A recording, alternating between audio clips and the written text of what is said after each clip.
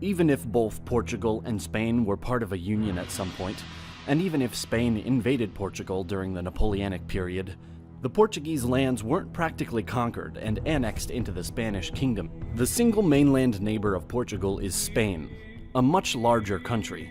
Some centuries ago, Spain was one of the biggest powers of the world, expanding itself in the New World and in Asia, having large overseas colonies guarded by its incredible armies and navies. Considering their former power, and having a smaller neighbor cornered at the Atlantic coast, we may ask, why wasn't Portugal conquered by Spain? We have to go through some history to answer that.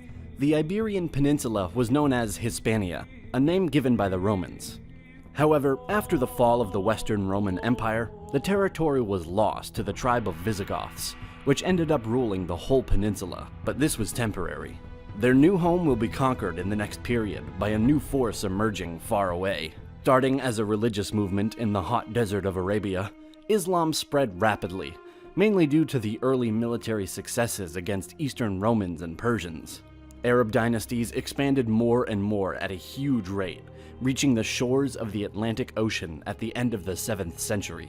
In these empires, the religion was embraced by more and more people and became dominant in the caliphates. It is believed that Hispania was one of the former Roman provinces, where the Latin language and culture grew deep roots, and on April 30th, 711, Muslim general Tariq ibn Ziyad landed in Gibraltar. By the end of his campaign, most of the peninsula was brought under Islamic rule. Islam had been present in Hispania since the Umayyad conquest in the 8th century.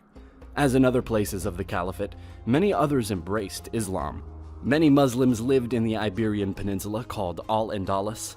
They were Arabs, Berbers, or local people who accepted the religion. Even if the Umayyad dynasty collapsed, parts of the peninsula were held by Muslim dynasties in the next centuries, and the Muslim majority existed more in the Spanish part than in the Portuguese part of land. Being the first nation on the Iberian Peninsula, Portugal emerged earlier than Spain, and it formed as a kingdom in the year of 1128. This happened after winning an important battle, in an effort led by Afonso Henriques, who proclaimed himself King of Portugal in the first half of the 12th century.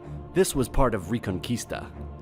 He was recognized in 1143 by the King of Leon, Alfonso VII, and in 1179 by the Pope himself. What we know as Spain started with the union of the crowns of Castile and Aragon in 1479, although it was not until 1516 when they had a single unified king. But here is something interesting. In the War of Castilian Succession, Portugal supported Joanna, wife of King Alfonso V of Portugal, and Aragon supported Isabel, wife of Ferdinand, the future king of Ferdinand II of Aragon. We may consider this was a key point in history, because Isabella was recognized as Queen of Castile. If Joanna had won, Portugal and Castile would have been joined together, and Aragon could have remained as an independent kingdom. Until then, the word Hispania was only a geographic location, referring exclusively to the Iberian Peninsula. The Constitution of 1876 adopts for the first time the name Spain. Portugal, Castile, and Aragon were allies in the Reconquista, in which they reconquered land from the Muslim Moors, expanding south of the Iberian Peninsula. Portugal's reconquest was fully achieved by 1249, while Castile finished its reconquest in 1492.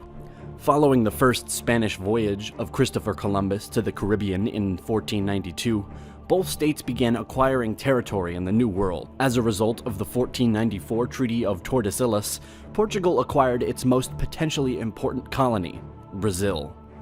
In 1578, King Sebastian of Portugal died in the Battle of Alsacer-Quibir against the Moroccans and the Turks. Having no heirs, the king was succeeded by his great-uncle Henry of Portugal, who reigned until his death.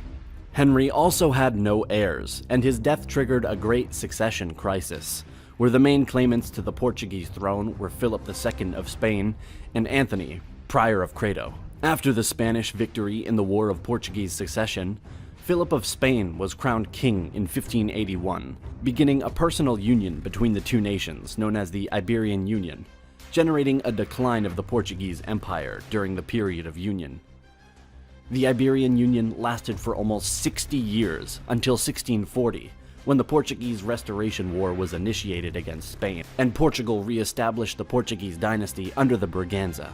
During the wars of the 18th century, which were often fought by the major powers to maintain European balance of power, even if Spain and Portugal usually found themselves on opposite sides, the Portuguese, courtesy of their long-standing alliance, aligned themselves with Great Britain, while Spain, throughout the Bourbon family compact, allied themselves to France. In 1762, during the 7 Years' War, Spain launched an unsuccessful invasion of Portugal.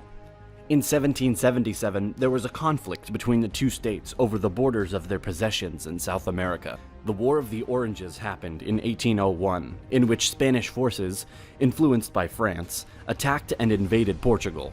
It was a precursor to the Peninsular Wars, resulting in the Treaty of Badajoz, the loss of Portuguese territory, in particular Olivenza, as well as ultimately setting the stage for the complete invasion of the Iberian Peninsula by Spanish and French forces. In 1807, the King of Spain and his French allies invaded successfully Portugal. However, the French decided to take over both countries, overthrowing the King of Spain and forcing the Portuguese royal family to escape under the Portuguese colony of Brazil.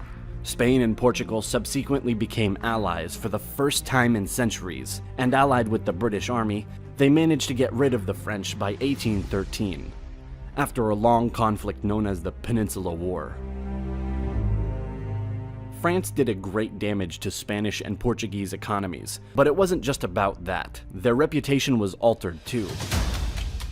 Both lost their American colonies shortly after the end of the Peninsular War, which severely weakened their global power.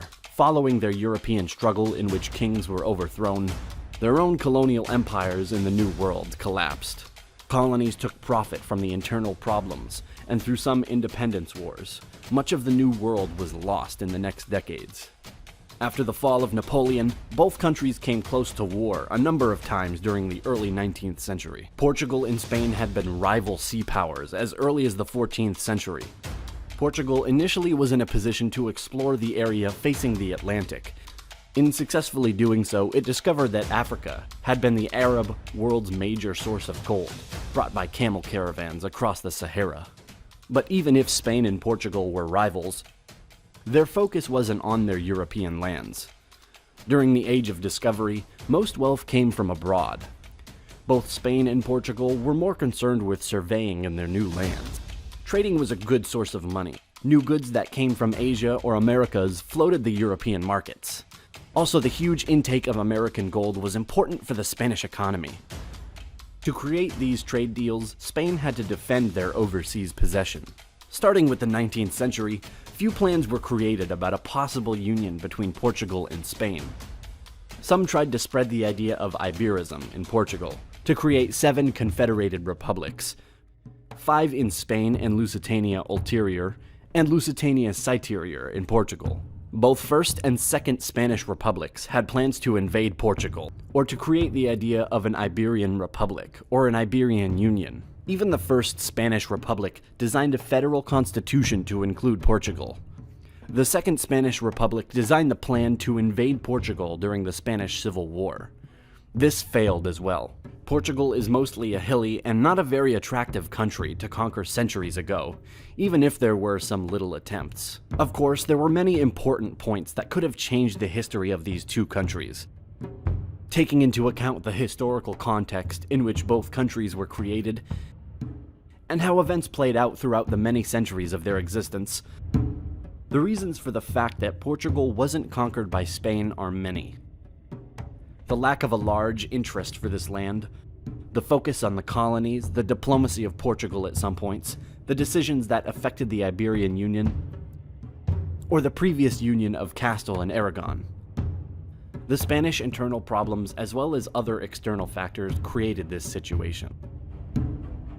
If you want to see more videos, be sure to subscribe to our channel and press the bell button in order to be notified when a new video is uploaded. We would like to give special thanks to our generous supporters on Patreon who make it possible to create these videos. Thanks for watching and see you next time.